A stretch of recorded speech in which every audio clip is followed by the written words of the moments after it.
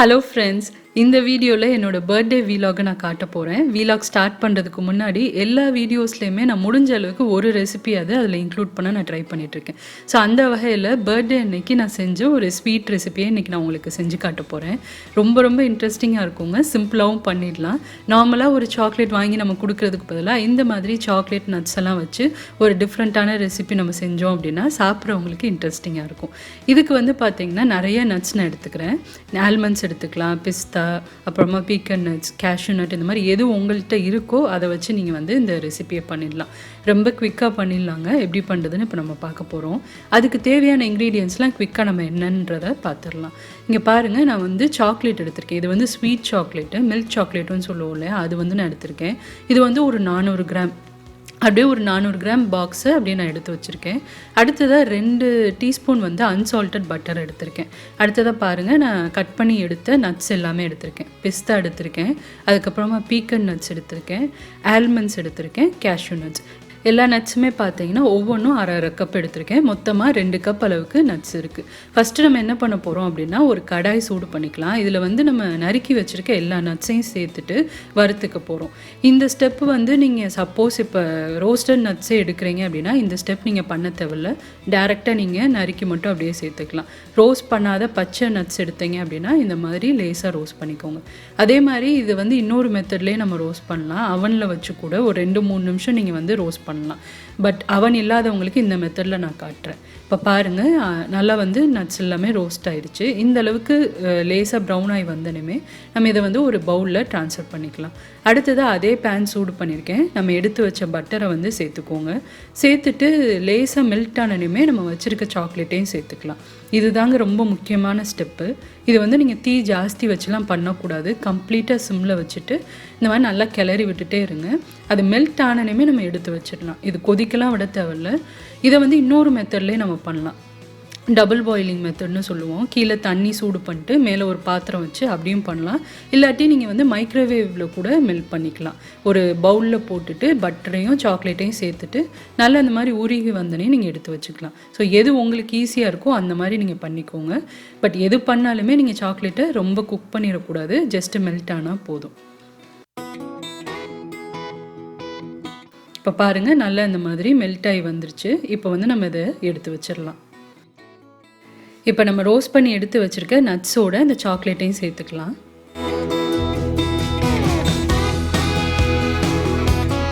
Chocolate சேர்த்ததுக்கப்புறமா நல்லா அதை கிளறி விட்டுக்கோங்க. அவ்வளோதாங்க. எவ்வளோ சிம்பிளாக சூப்பராக ஒரு டெசர்ட் பண்ணிட்டோம் பாருங்கள். சூப்பராக இருக்குங்க இது சாப்பிட்றதுக்கு. நல்லா நம்ம கடையில் வாங்குகிற நட்ஸ் சாக்லேட் மாதிரியே இருக்கும். இப்போ இதை வந்து நல்லா மிக்ஸ் பண்ணிவிட்டு என்ன பண்ண போகிறோம் அப்படின்னா, சின்ன சின்ன பால் மாதிரி பண்ணி ஃப்ரிட்ஜில் வச்சு நம்ம செட் பண்ணிட்டோம் அப்படின்னா இது தயாராகிடும். இப்போ நல்ல ஒரு பெரிய பிளேட் எடுத்திருக்கேன். நான் வந்து பீஸா ட்ரே எடுத்திருக்கேன். அதில் வந்து பேக்கிங் ஷீட் இருக்கும் இல்லையா, அதை வந்து இந்த மாதிரி ரவுண்டாக கட் பண்ணி அது மேலே இப்படி வச்சுக்கோங்க. இது மேலே நம்ம சாக்லேட் வச்சோம் அப்படின்னா தான் உங்களுக்கு அது நல்லா செட் ஆனதுக்கப்புறமா ஈஸியாக எடுக்கிறதுக்கு வரும். ஸோ அதனால் நார்மல் பேப்பரை விட இந்த மாதிரி பேக்கிங் ஷீட் எடுத்தீங்க அப்படின்னா ஒட்டாமல் வரும். இப்போ வந்து கொஞ்சம் கொஞ்சமாக ஸ்பூனில் எடுத்து இப்படி சின்ன சின்ன பால்ஸ் மாதிரி அதில் வச்சுக்கலாம்.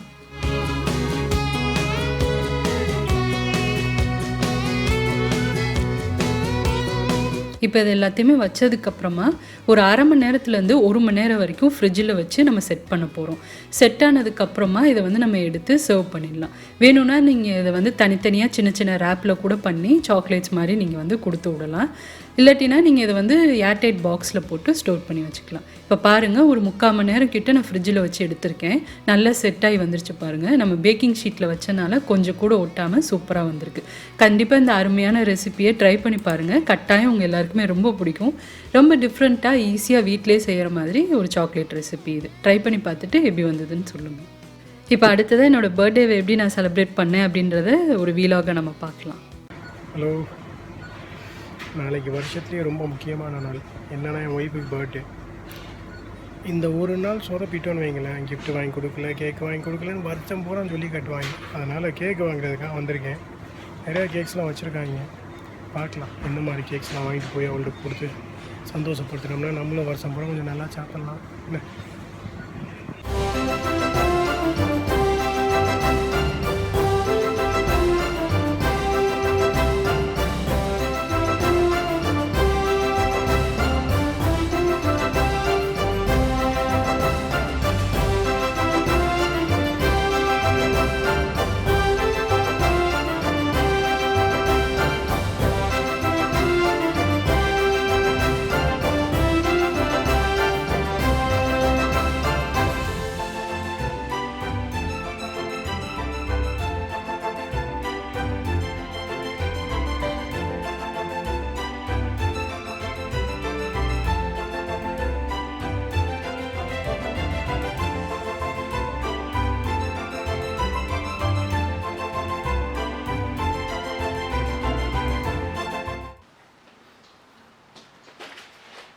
கேக்லாம் வாங்கிட்டு வந்திருக்கேன். Happy birthday.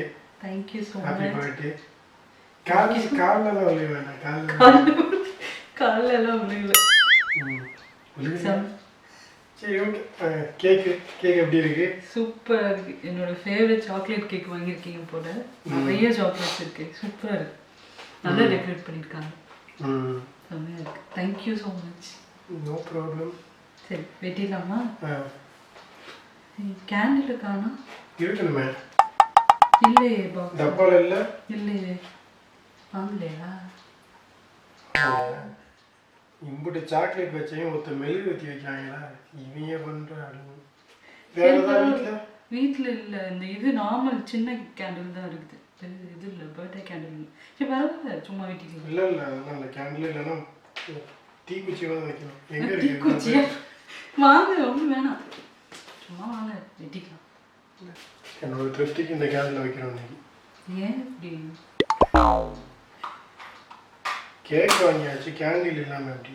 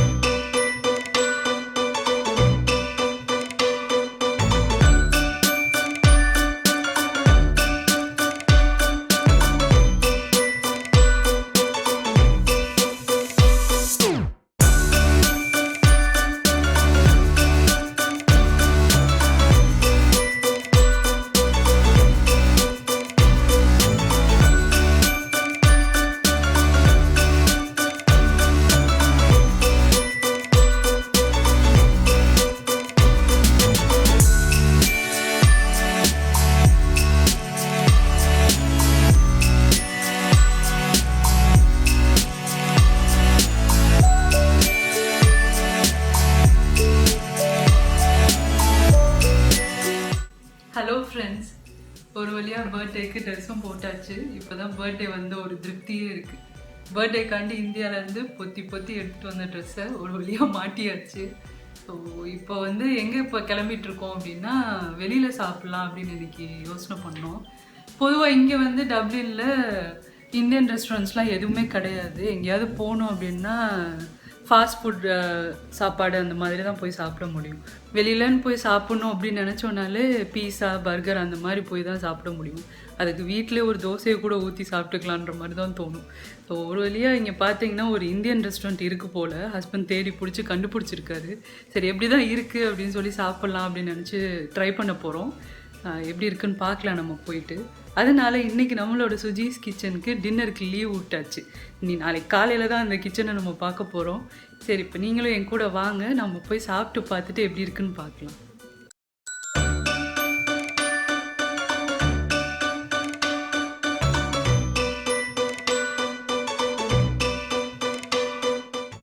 இப்போ ரெஸ்டாரண்ட்க்கு வந்தாச்சு. இந்த ரெஸ்டாரண்ட் பேர் வந்து பிங்க் சால்ட்டு. இது வந்து பிரே அப்படின்ற இடத்துல இருக்குது.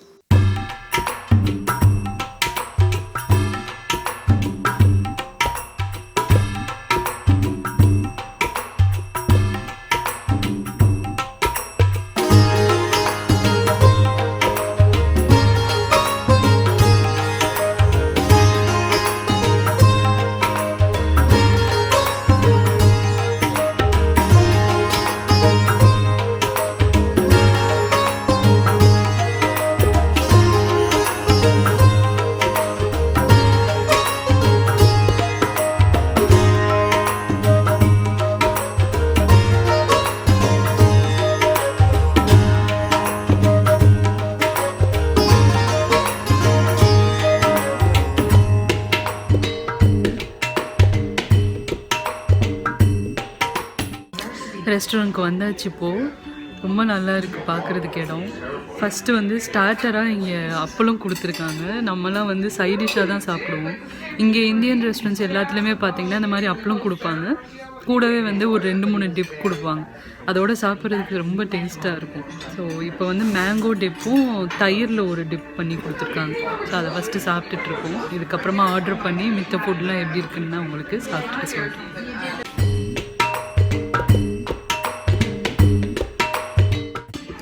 இப்போ ஃபஸ்ட்டு ஸ்டார்டர் நம்மளோட இந்தியன் சாட் ஐட்டம் ஒன்று கொடுத்துருக்காங்க. ரொம்ப சூப்பராக இருக்குது பிளேட் பார்க்குறதுக்கு.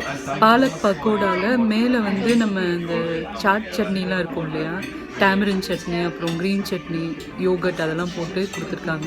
செம்மையாக இருக்குது பார்க்குறதுக்கு. டேஸ்ட் பண்ணி பார்க்கலாம்.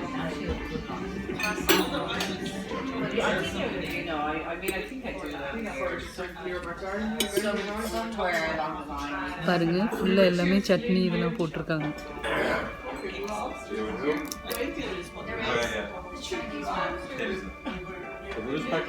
சூப்பராக இருக்கு.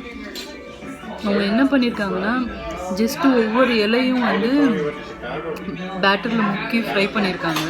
ரொம்ப டிஃப்ரெண்ட்டாக இருக்குது சாப்பிட்றதுக்கு. சூப்பராக இருக்குது.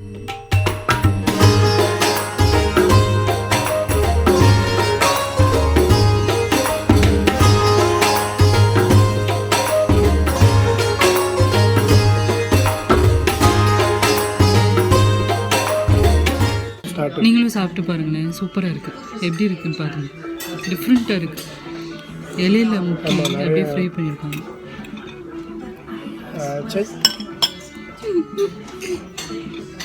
அப்படி எடுத்து வாயில் போடுங்க, அவ்வளோதான்.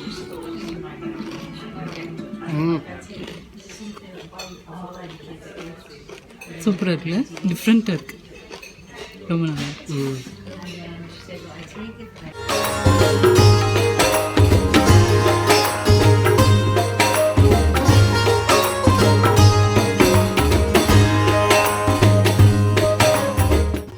ஆர்டர் பண்ண மெயின் கோர்ஸ் எல்லாமே வந்துருச்சு. இவர் தாங்க இந்த ரெஸ்டாரண்ட்டோட ஓனரு.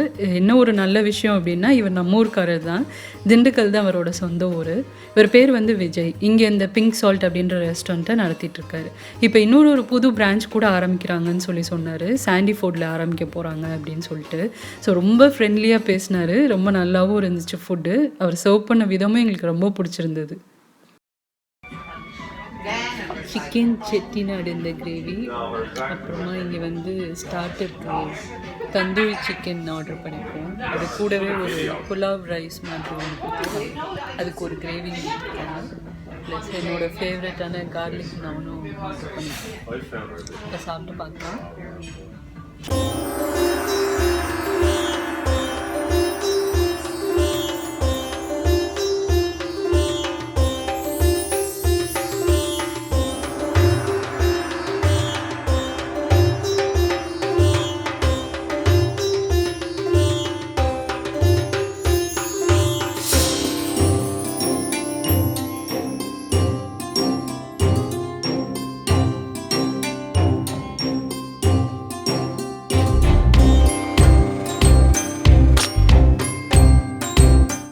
இந்த சிக்கன் பற்றி சொல்லியே ஆகணும். ரொம்ப சாஃப்டாக வெந்திருந்தது. சூப்பராக குக் ஆயிருந்துச்சு சிக்கன். கிரேவியில் இருந்ததும் சரி, தந்தூரி சிக்கனும் ரொம்ப சூப்பராக குக் ஆயிருந்தது.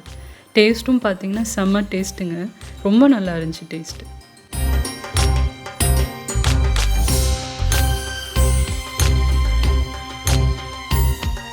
நான் சாப்பிட்டு பார்த்து சொல்லுவா. Chicken tikka, chicken Chettinad, Chettinad.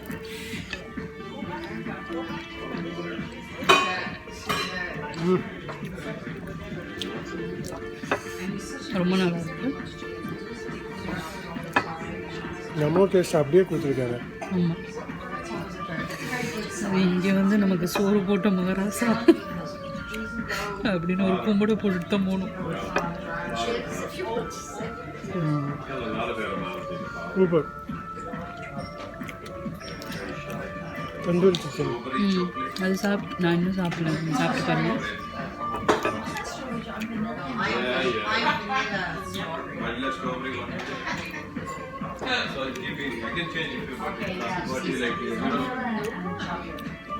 அருமை அருமை அருமை, சூப்பராக இருக்கு.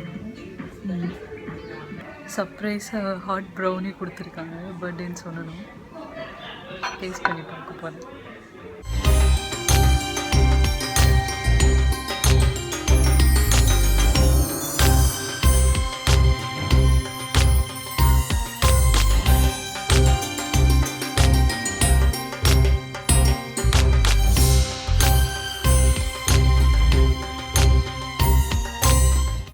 இதோட இன்றைக்கான வீலாக் கம்ப்ளீட் ஆகுது. ஹோப் உங்கள் எல்லாருக்குமே இந்த வீடியோ ரொம்ப பிடிச்சிருக்கும் அப்படின்னு நினைக்கிறேன். இந்த மாதிரி தாங்க என்னோட இந்த வருஷம் பர்த்டேவை நான் செலிப்ரேட் பண்ணேன். இது எல்லாத்தையும் உங்கள் கூட ஷேர் பண்ணிக்கணும் அப்படின்றதுக்காண்டி தான் இந்த வீலாக் எடுத்து நான் போஸ்ட் பண்ணியிருக்கேன். பிடிச்சிருந்தது அப்படின்னா ஒரு லைக் கொடுங்க. என் சேனலுக்கு இன்னும் சப்ஸ்கிரைப் பண்ணாதவங்க மறக்காமல் சுஜிஸ் கிச்சனுக்கு சப்ஸ்கிரைப் பண்ணுங்கள். நிறைய இன்ட்ரெஸ்டிங்கான வீடியோஸ் ரெசிபீஸோடு அடுத்து உங்களை நான் மீட் பண்ணுறேன். சுஜிஸ் கிச்சன், எளிய பாரம்பரிய சமையலின் தொகுப்பு.